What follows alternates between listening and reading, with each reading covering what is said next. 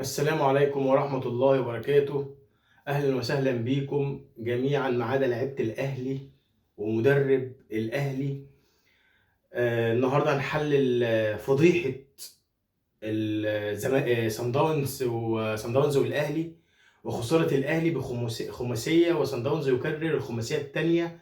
والموضوع تحسه كان باين من أول ما قالوا إحنا فاتحين الاستاد مجاني، دعم جنوب افريقيا، الاتحاد الجنوب افريقي، اتحاد الكره الجنوب افريقي، كل الاتحادات بتاعه الدول دايما بتساعد فرقها في المنافسات القاريه الا مصر،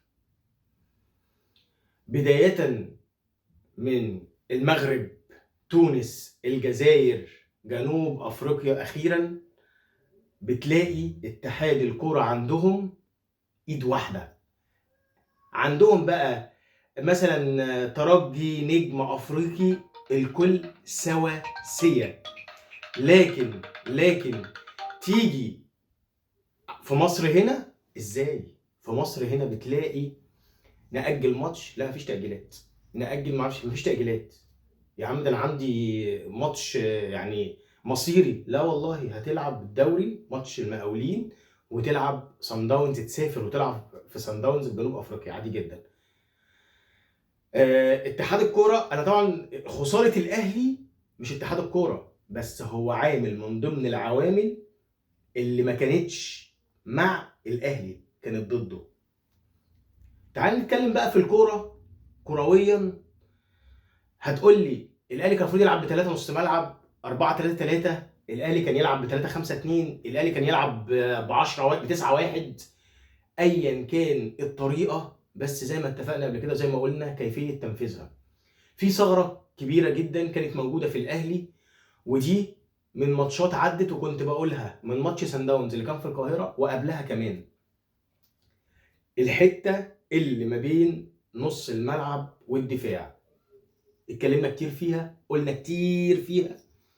الحته دي يعني مهام كولر اللي بيديها لنص الملعب انه يهاجم مأثره بالسلب على دفاع الاهلي.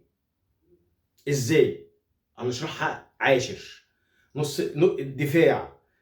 الدفاع عبد المنعم، ياسر ابراهيم، ايمن اشرف، ياسر ابراهيم، اي اتنين موجودين ايا كان مين، المفروض بيغطيهم وبيبقى ستاره كده قدامهم نص الملعب.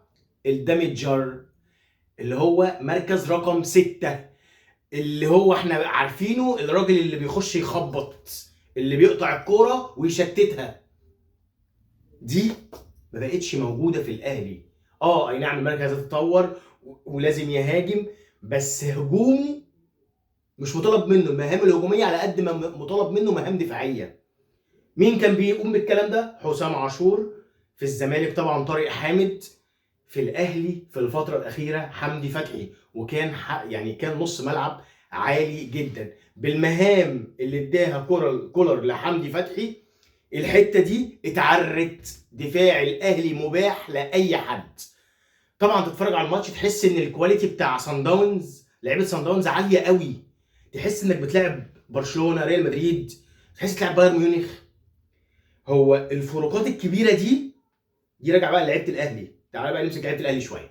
لعيبه الاهلي، اي تيم او اي بني ادم على وجه الارض عنده كده بيبقى داي اوف. داي اوف ده اللي هو اليوم مش يومك. ليه دايما اليوم مش يومك قدام صن داونز؟ ليه؟ دي حاجه كده حط تحتيها مليون خط. طيب دي راجعه بقى، تعال نتكلم عليها في حته الشخصيه. شخصيه اللعيبه، هل اللعيبه دون المستوى او ما عندهمش كاركتر عالي انه يقدر يلاعب سان داونز في الاجواء دي؟ طيب انت كلاعيبه اهلي، او انت كاهلي، بتختار دايما اللعيب اللي عنده شخصيه، اللي يقدر بيقول انا موجود، اللي في عز ما الدنيا بتخبط حواليه هو واقف على رجليه وثابت. طب فين اللعيبه دي النهارده؟ دي ازمه مش هقول في الاهلي بس، هي في مصر كلها، بس مش بالفروقات دي كلها. انت النهارده سان داونز يعني الشوط الثاني، تعالى اكلمك كده، الشوط الثاني سان داونز سابت لك الكوره بتراجع تكتيكي، هي عايزه تعمل حاجه معينه. المدرب يعني خلي بالك، هرجع برضو لسان داونز دي، يعني هنتكلم عن سان داونز، بس خلينا نخلص موضوع الاهلي.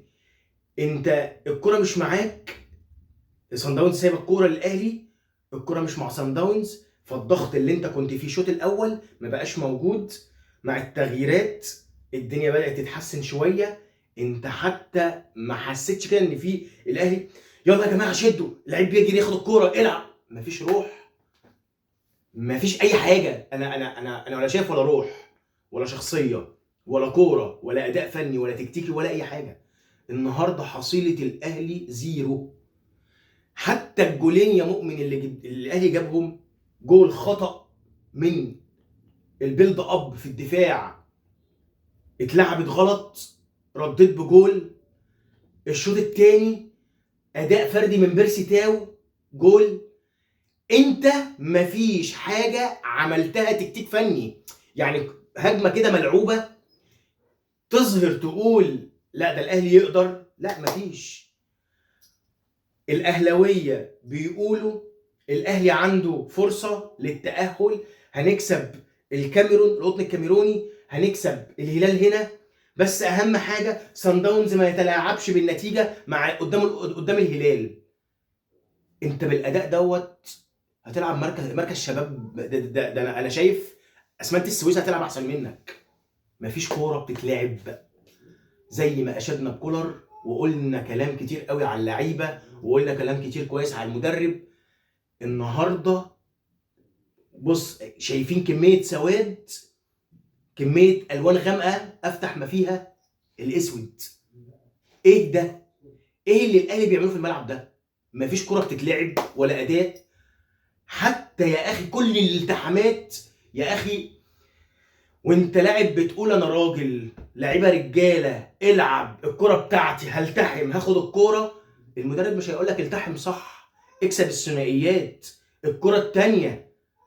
ده انت مفيش كوره عملتها، ولا التحام خدته، ولا كوره ثانيه، ولا دافعت ولا هاجمت ولا عملت اي حاجه. مفيش حاجه. حصيله الاهلي النهارده زيرو زيرو.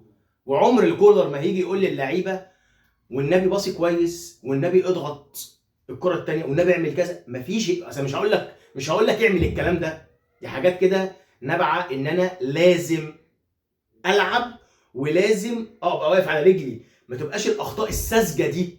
خلي بالك سان داونز مش اقوى من المواسم اللي فاتت خالص خالص. سان داونز فريق بيهاجم كويس قوي، بس دفاعه على الله حكايته. حرفيا لما يجي يلاعب فرقه قويه دفاعيا، مثلا لو يكن الوداد، الترجي، والله لو لعب الزمالك ممكن يكسب. ليه لا؟ ليه لا؟ الزمالك لو بفريرة بتفكيره العقيم الدفاعي، سان داونز مش هيكسب 5. ليه؟ علشان دايما كولر، يعني انت بتتفرج هنا على انت اتفرجت هنا على سان داونز، شفت الفريق بيلعبك ازاي. عندك خلاص عملت ايفالويشن، عملت تقييم لل... للفرقه اللي بتلعبك، فانت لما تيجي تلعبها في جنوب افريقيا، لا ده الفرقه تقيله، الفرقه بتلعبني. طب العب بكام نص ملعب؟ انا كاني بلاعب فرقه في الدوري الممتاز بالطريقه دي 4-3-2-1 او 4-2-3-1. ازاي؟ كولر دماغه غايبه فين؟ وقبل كده كنت قايل برضه في حلقه قبل كده، لازم كولر يعرف امكانيات لعيبته. لو افترضت ان حضرتك هتلعب ب 4-2-3-1، قندوسي مش رقم 10، قندوسي مش رقم 10، قندوسي رقم 8. الاهلي متعاقد معاه على انه رقم 8 مش رقم 10. يعني بمعنى اصح انك لما تحط حمدي فتحي وتقول له الدافع بس وجنبه قندوسي، يبقى قندوسي عنده مهام هجوميه، حمدي فتحي دفاعي بس، وقفشه للمهام الهجوميه مع بعض المهام الدفاعيه البسيطه اللي ممكن ياخدها. لكن انت النهارده تدي قندوسي رقم 8 رقم 10. يعني انا مش يعني بجد انا مش فاهم كولر برضو. هو بحس انه بيحرق نفسه بنفسه. انت عندك الدنيا ساعدتك في بدايتك، كسبت الزمالك في السوبر، الدنيا بتفتح قدامك، اشتغل على ده بقى، اشتغل على ده وافهم بقى اللعيبه. انت بتحرق نفسك بنفسك ومش حاسس ان في تطوير. انت غلطت، انت شايف مثلا ان في اخطاء، طبيعي اي مدرب في الدنيا بيغلط، طبيعي احنا بشر، ولكن استمرارك في الخطأ او ان انت مش شايف الغلط، فين تقييمك؟ فين يعني دلوقتي انت بتشوف، دلوقتي بتتفرج على الاهلي، واحد اي بص، احنا دلوقتي 100 مليون مدرب، 100 مليون مدرب مصري، الجماهير كلها، المواطن المصري بقى بيفهم كوره احسن من 100 مدرب اجنبي يجي مصر، فبيقدر يفهم الحته دي او الماتش ده او اخطاء الاهلي كانت ايه. طب ماشي، مو يقدر يعالجها. انت خلاص عرفت. ما هو انت النهارده انت دكتور، اول حاجه انك تشخص صح عشان تقدر تدي الدواء الصح. انت النهارده شايف ان الاهلي عنده اخطاء، والا الكارثه ما تكونش شايفها. يعني انت لو مش شايف ان في اخطاء، دي كارثه في حد ذاتها. في اخطاء في الاهلي وثغرات لازم تبص لها. ثغره علي معلول، ظهر علي معلول بقالها كتير قوي في الاهلي من ساعه ما علي معلول كان موجود، ولكن بدات تظهر في الفتره الاخيره، وبدات الفرق اللي بتلعبك بتلعب في ظهر معلول. خلاص خلصانه. الثغره من ساعه ما كولر رجع، الثغره اللي ما بين الخطوط، نص الملعب والدفاع. حضرتك بتقدم نص الملعب عشان يهاجم، فبتسيب الدفاع مباح للخصوم بيلعبوا ما بين الخطوط. كل الاهداف النهارده اللي جات هي الثغره دي، هي الثغره دي. حتى الشوطه اللي من بره، وانت مش مدي اصلا نص ملعب بمهام دفاعيه، انت كل تفكيرك في الهجوم، اتاك اتاك اتاك. لا يعني مش كده. الاهلي غير مبشر بالمره. بتتفرج على الاهلي بيخسر 5، هيكسب القطن الكاميروني بره، الهلال هيتعادل معاك هنا. وفكره انك حتى لو صعدت، يعني حتى ولو صعدت، مش شايف. انا كواحد بتفرج مش حاسس ان في يعني حاجه مبشره للاهلي انه يقدر يعمل حاجه. اداره التعاقدات بشوف، يعني احنا مش كل مثلا هزيمه او كل مشكله هنبص على اداره التعاقدات. اداره التعاقدات النهارده لازم تبص للعيبه الكواليتي العالي، حتى لو هيكلفك الامر انك تجيب لاعب بمقام 4 5 لعيبه بسعر 4 5 لعيبه، بس لازم تجيب لعيب ذو ثقل، يفهم يعني ايه تيشيرت الاهلي ساعه ما يبقى في حواليه الضغوط الجماهيريه والصخب الجماهيري، يبقى عارف يقف على رجله. انت كنت بتشوف اللعيبه بتقع مش قادره. ما تقوليش ارهاق، ما تقوليش اصل لعبنا الساعه 3. الكلام ده كله مش هشتريه، ومحدش بقى بيشتريه، لانك انت عارف. ما هو انت بتعمل برضه حضرتك كمدرب روتيشن. القايمه 30 لاعب، بتقدر تعمل روتيشن ما بين البطولات المختلفه. ولو حضرتك كمدرب مش قادر تدرب فريق زي النادي الاهلي بيشارك في اكتر من بطوله، يبقى ما تقعدش على كرسيك. خلاص، انت لازم نجيب حد تاني يفهم الكلام ده. الموضوع بجد النهارده مستفز. بتفرج يعني برود لعيبه، يعني مش ملهاش رد عندي غير معدومين الرجوله. النهارده معدومين الرجوله.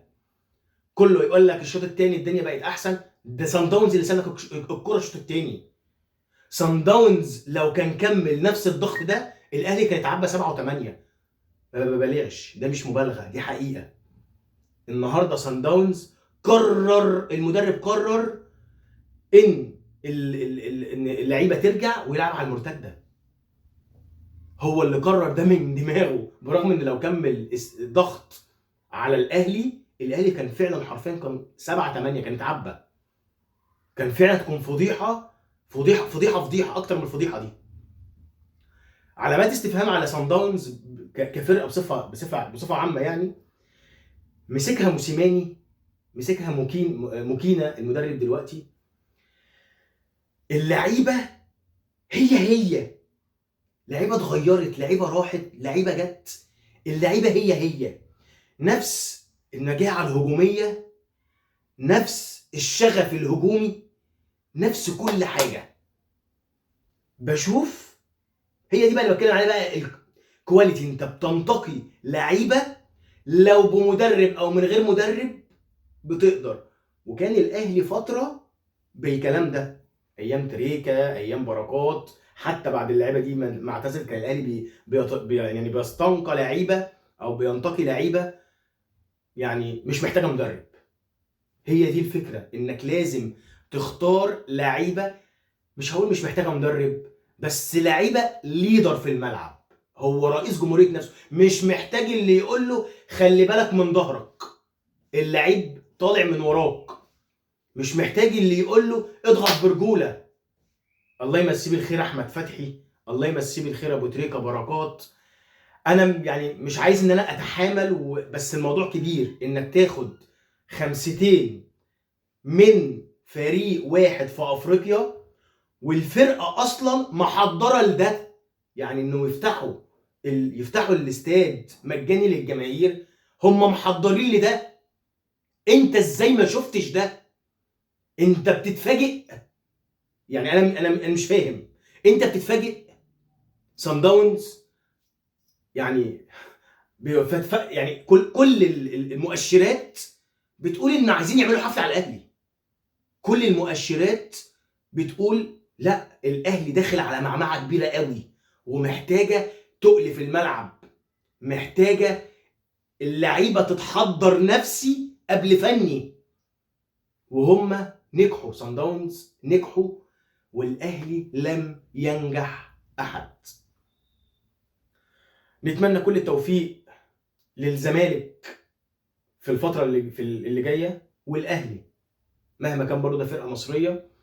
وبكده تكون انتهت حلقتنا، والسلام عليكم ورحمه الله وبركاته.